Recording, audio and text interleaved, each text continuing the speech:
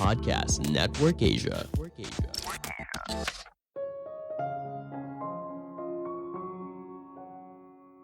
Mengeluh tanpa solusi adalah kegiatan yang sia-sia. Halo semuanya, nama saya Michael. Selamat datang di podcast saya, Sikutu Buku. Kali ini saya akan bahas buku The No Complaining Rule karya Jon Gordon. Sebagai informasi, podcast Sikutu Buku sekarang bergabung dengan Podcast Network Asia dan Podmetrics loh. Sebelum kita mulai, buat kalian yang mau support podcast ini agar terus berkarya, caranya gampang banget. Kalian cukup klik follow.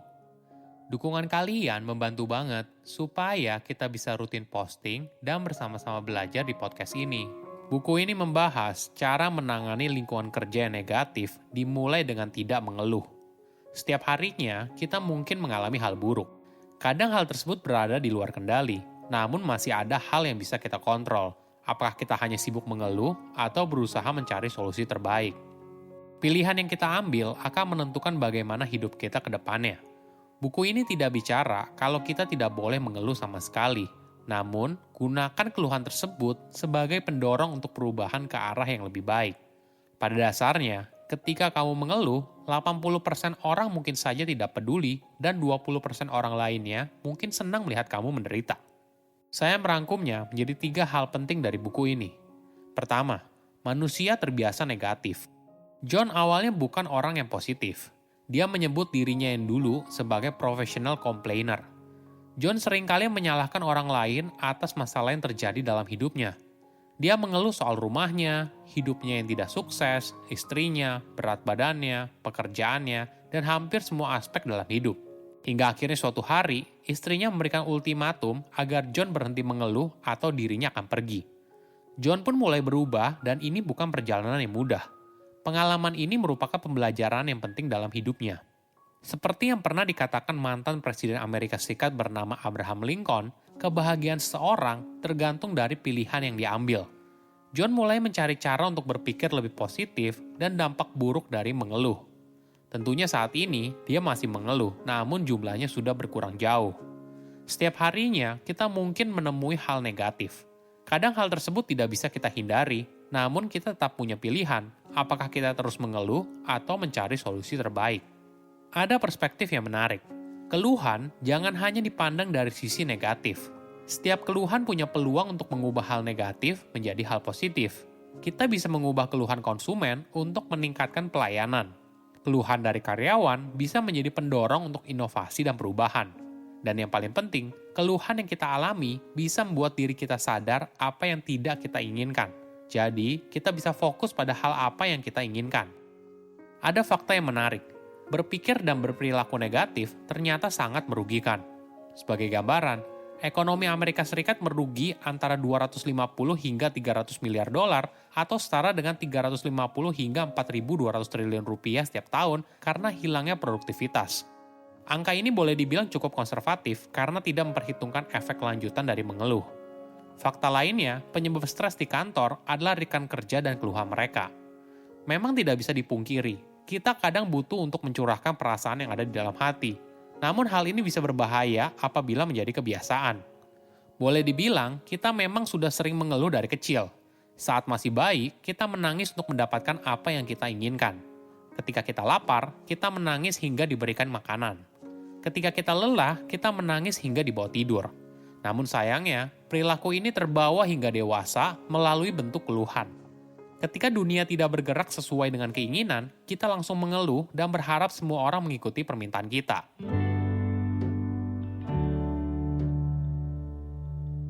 Kedua, mengeluh yang sehat. Setiap orang punya alasan tersendiri kenapa mereka mengeluh. Namun biasanya mereka mengeluh karena merasa takut dan tidak berdaya, atau memang sudah menjadi sebuah kebiasaan. Perasaan takut dan tidak berdaya biasanya terjadi karena kurangnya komunikasi atau pemahaman. Kamu selalu punya 2 pilihan, entah mengambil jalan positif atau negatif. Jalan positif akan membawa seseorang pada kehidupan yang bahagia dan sukses. Sedangkan jalan negatif akan membawa kita pada penderitaan, kemarahan, dan kegagalan. John membagi 2 tipe keluhan, mindless complaint dan justified complaint. Mindless complaint adalah tipe keluhan yang isinya hanya fokus pada masalah. Keluhan ini berisi banyak hal yang membuat hidupnya sengsara. Dia berharap hidup bisa berubah sesuai keinginannya. Tipe kedua adalah justified complaint. Ini adalah tipe keluhan yang fokus pada solusi. Ibaratnya seperti mengeluh yang sehat. Kamu tidak hanya mengeluh, tapi juga berusaha mencari solusinya. Ada sebuah tips yang menarik. John menyarankan agar karyawan jangan dibiasakan untuk mengeluh kepada rekan kerjanya. Jika mereka punya masalah atau keluhan soal pekerjaan yang mereka alami sekarang, maka mereka didorong untuk menyampaikan hal tersebut kepada atasannya atau orang dengan jabatan yang lebih tinggi agar bisa menjawab keluhan tersebut. Namun, karyawan tersebut tidak hanya datang dengan masalah, tapi juga dengan 1 atau 2 rekomendasi atas keluhan yang mereka alami. Perlu disadari, mengeluh ada kegiatan yang hanya memberikan sedikit nilai tambah, entah untuk orang yang mengeluh atau orang yang mendengarkan keluhan tersebut.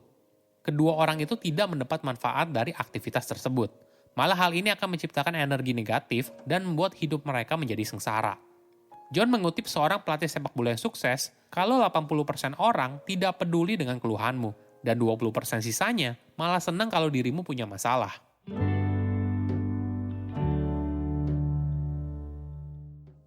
Kedua, cara berhenti mengeluh. Ketika kita mengeluh, kita ibaratnya sedang merawat energi negatif. Ini adalah kebiasaan yang berbahaya. Untuk bisa keluar dari lingkaran setan ini, John menyarankan kamu untuk menjalankan no complaining day. Artinya, kamu memperlakukan 1 hari tidak boleh mengeluh. Ini adalah latihan yang bagus karena perubahan yang drastis akan buat kamu melihat perbedaannya secara signifikan.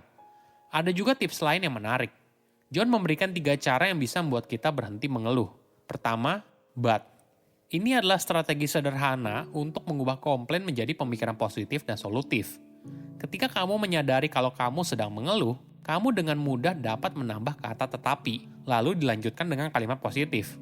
Misalnya seperti ini, saya tidak suka mengendarai mobil selama sejam untuk pergi ke kantor, tapi karena saya bisa mengendarai dan masih punya pekerjaan. Kedua, jangan fokus pada kata harus. Kita seringkali mengeluh atas hal apa yang kita pikirkan harus kita lakukan. Kita terbiasa bilang gini, saya harus bekerja, saya harus pergi ke sana, saya harus mengerjakan ini. Coba gunakan perspektif berbeda. Daripada kata harus, tapi fokus pada kata bisa. Saya bisa berada di hidup nyaman sekarang. Saya masih bisa bekerja, sedangkan banyak orang yang menganggur. Saya masih bisa mengendarai mobil di tengah kemacetan, sedangkan banyak orang yang tidak punya mobil atau bahkan badannya yang tidak sehat sehingga tidak bisa bepergian.